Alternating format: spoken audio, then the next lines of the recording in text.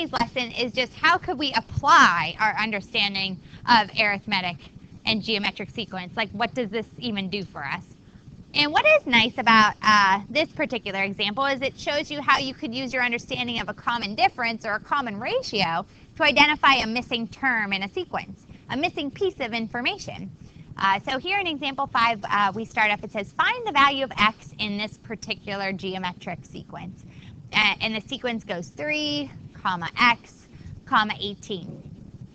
You know that step 1 in like every problem for the rest of the chapter is to decide, is it arithmetic, geometric, or neither?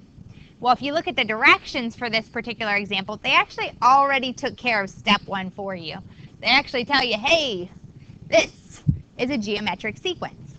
And we've come to understand over the past couple of days that if a sequence is geometric, there must exist a common ratio. In other words, x divided by 3 needs to be the same number as 18 divided by x. So x divided by 3 needs to be the same as 18 divided by x. And now it's like a problem from chapter 8. Yes. It is the geometric mean. X is the geometric mean of 3 and 18. That's good, Didich. Do you remember when you did geometric mean last? Last year, yeah, when you had to find like the altitude of a right triangle. Yeah, you used the geometric mean to figure that out. So you haven't done it in a while, but this is completely the geometric mean. You're absolutely right. So we have x over 3 equals 18 over x. You might recall from chapter 8 when we go to solve a proportion, you could just multiply diagonally across your equal sign. So basically we have x times x, which yields a product of x squared, equals 3 times 18, which yields a product of 54. And then to solve for x, you could get one side equal to 0, try to factor, it doesn't, or you could just use your square root method. So I'm going to use my square root method here. And I've come to understand that there's actually 2 answers I could get. I could square 2 different things and get 54. I could square the positive square root of 54, or I could square the negative square root of 54 and get 54 back out. This is not done because I can simplify the square root of 54. It does have a perfect square factor that goes evenly into it. You might recall 54 breaks down to a perfect square factor of 9 times 6. And you square root each piece. So our 2 answers for this problem are positive 3 root 6 and negative 3 root 6. So there's actually 2 numbers you could put in for that x right there. And this sequence would still be geometric. You could check it. If you took positive 3 square roots of 6, threw that in your calculator, divided it by 3, you'd get a decimal. And then that would be the same as 18 divided by 3 square roots of 6. Same thing if it were negative. You'd get the same decimal each time. Okay. Questions about that? So that's one application of that term geometric. Okay, now let's have a discussion before I jump on into the next part. I could, on a test or a quiz, change one word in this problem, and it really does change what you do. Did you see the word? I kind of bolded it here, made it nice and big. I changed the word geometric to arithmetic. And you might recall that for a sequence to be arithmetic, there must exist a common difference. So I need a little help. How would I set up this problem to try to figure out x if this sequence were described as arithmetic instead?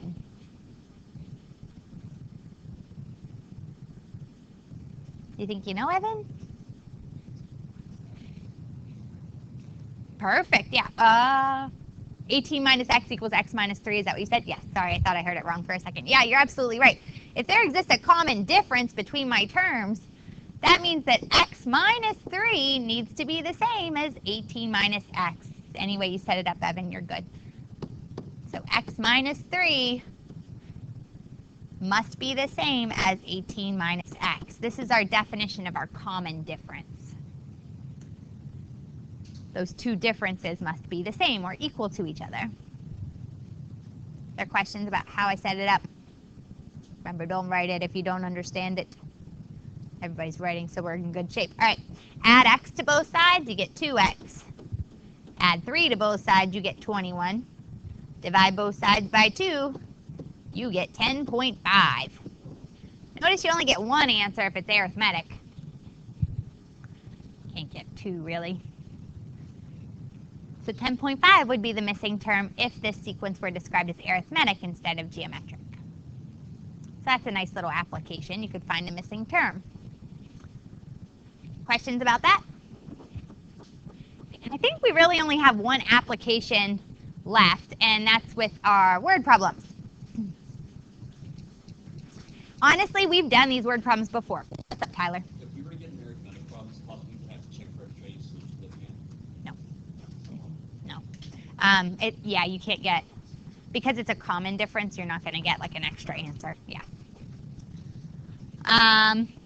So for example 2, you're going to see that we've done problems like this before. This is just a different take on them. We actually did them in Chapter 7 when we did compounding interest. So at the end of this, when I'm all done, this won't be PERT because it's not continuous compounding, but I'm so excited you remembered the shampoo formula. That is awesome.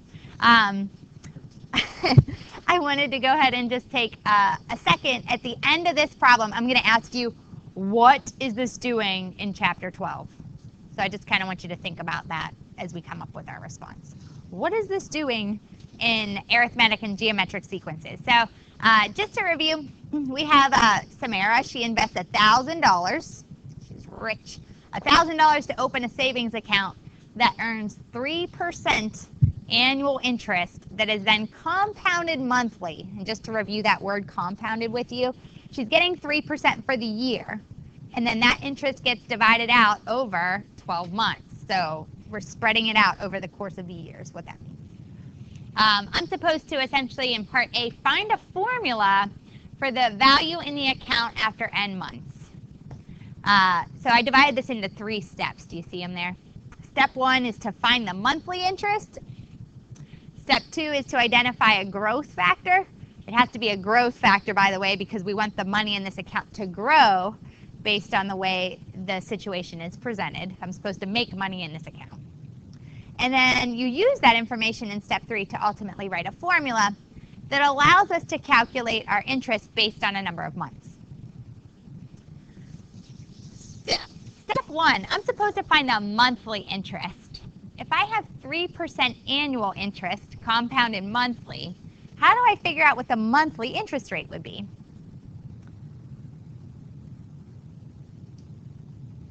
I have 3% annual interest, but it's compounded monthly.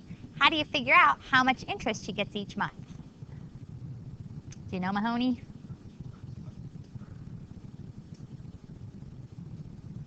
Would you times it?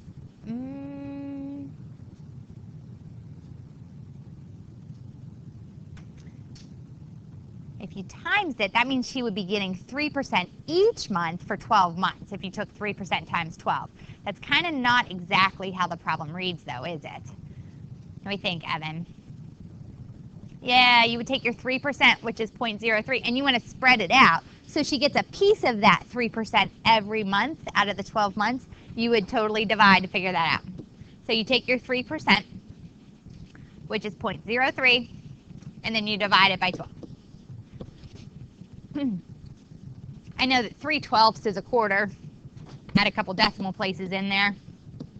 That'll be 0.0025. So that's my monthly interest. In step 2, I have to identify what we call a growth factor. Remember, if I multiplied the initial value in the account, $1,000, by this decimal, the amount would actually get smaller. Well, I'm not looking for that. I want this money in this account to get bigger. So do you remember what we had to do with this rate to actually find the growth factor? Do you know, Evan? Yeah, very good. Is that what you were going to say, Nick? It would still be a number smaller than 1, though. So to make it a growth factor, essentially what we do is we take 100% of our initial amount, that's 1, and then we're going to add on that extra percentage. So to find a growth factor, you take your number from step 1 and you add 1 to it. Our growth factor is going to be 1.0025. So that's that. Okay, in the last step, we write our formula. Our formula is going to be found by setting our amount equal to the initial amount in the account, which is $1,000, times 1.0025 raised to the power of t, where t is a number of months.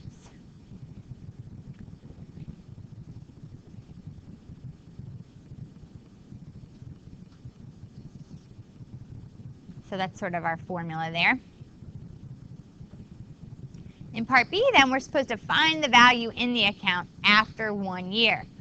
Well, a little word of caution, I'm not going to let t equal 1 because t has to be defined in terms of months now. So we're going to type in 1,000 times 1.0025 raised to the power of 12 because there are 12 months in 1 year there. So I'll go ahead and give you a second to do that. And I need to know how much money Samara is going to have in her checking account.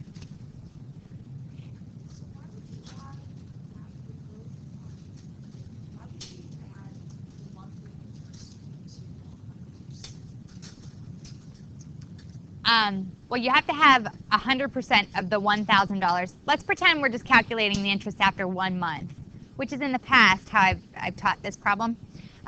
Let's pretend you're thinking about after 1 month goes by, how much money is she going to have?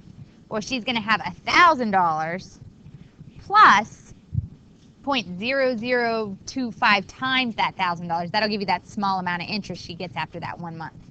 So she has 100% of her original amount plus the 0.0025 or 0.25% of the interest. You put those things together, 1 plus 0.0025 gives you the 1.0025. No, it's the 100% of the initial amount plus the percentage of that original amount. Do you know what I mean? Yeah. It's real similar, Lauren. Just here's what's going on in my brain. Do you ever like go shopping in a store and you go to buy a DVD and you're in Allegheny County, there's 7% sales tax, and you're not sure if you have enough money? Do you ever meet this situation? You know, in your cell phone, let's say your DVD is 20 bucks. In your cell phone, you could just type in 20 and then multiply that by 1.07 because that's your 7% sales tax plus 100% of the $20 that you initially had to pay. This 1 is important because if you didn't have it, you would just be taking 7% of the $20 for your DVD. It's the same idea. Or, you know, sometimes when you go out to eat and you want to tip your waitress 15%, let's say your lunch bill was 10 bucks and you wanted to tip your waitress 15%, you could grab your phone and then just type in 1.15, and that'll give you the total amount that you have to write on that credit card line there. So, you know, this shortcut is often done, but we have to add 1 in there. Does that make sense? Okay, so that's why we add the 1. How much money does she have? Yeah, about $1,030.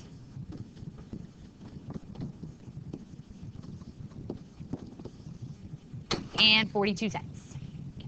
All right, now you get to try the next one. Not that. This one here, we have Alejandro has a bacterial culture that increases by 10% each day. He estimates that the current bacteria count is about 10,000. 10,000 little germies running around.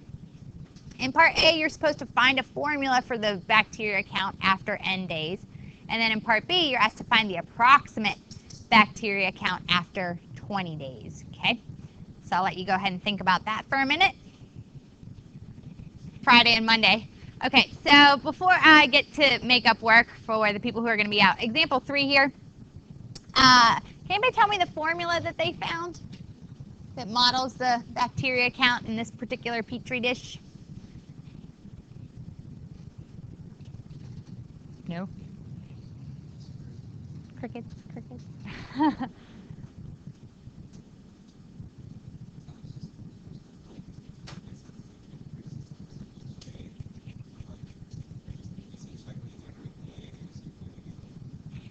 N is a number of days. He's checking it every day. So we don't have to actually divide out anything to start this problem. Is that what the question was? Oh, okay. Go for it, Nicole. Let's hear it, girl.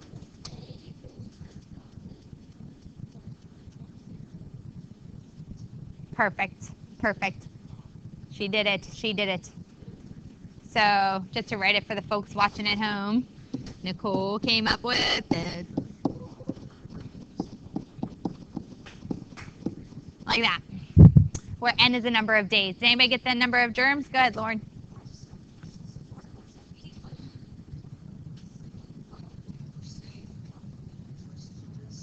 Because there's no, like, here, the wording in this problem sort of lets me know that I just don't get 3% every going of T. Like, I don't get 3% every month. I get 3% spread out over a year, and that interest gets to be compounded monthly. So there's this idea that my interest rate is sort of divided up somehow based on the wording in the problem. But I don't get that with the bugs. You know, with the bacteria. It says 10% each day, and then I'm asked to write my formula in a number of days. So there's no, it's just more straightforward than the last problem. You get 2 time periods in this problem. You get annual, and you get, all of a sudden, monthly. There's 2 different sort of time frames mentioned in this problem, but that's not the case for this. Just days the whole way through. So it's nice. It's easier.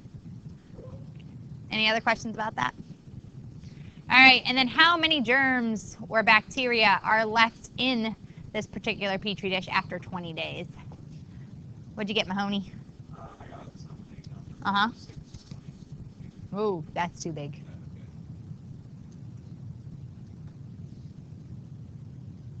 Go ahead, Evan. That's about right. So gross. So gross. What did you do? I'm just curious. Huh. Did you put your... Yeah. Oh, that'll do it. Yeah, that'll do it. A little typo there. Okay. What's up, Tyler? We're good? Okay, so that does wrap up this particular note sheet. Did anybody have any last sort of questions about explicit and arithmetic geometric sequences? Explicit formulas for arithmetic and geometric sequences. We're good? Okay.